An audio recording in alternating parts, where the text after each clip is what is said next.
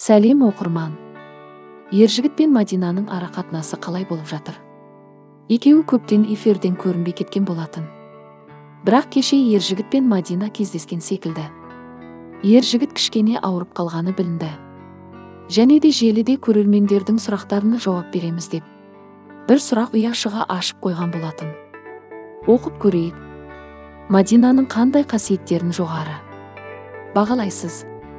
Кез келген жағдайда ақылмен шешетінін. Жалпы барлық түсін бағалаймын.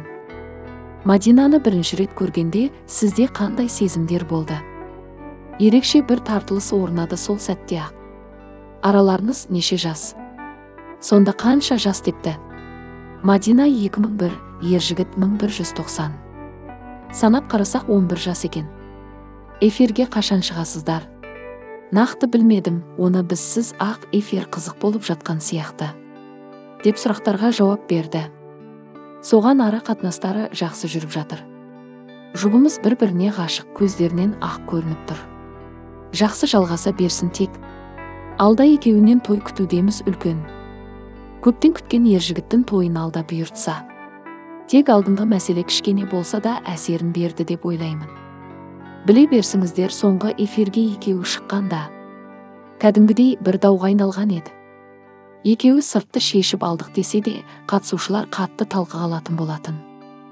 Және де сол ұрыс араларын еш кедергі етпеді деп ойлаймыз енді.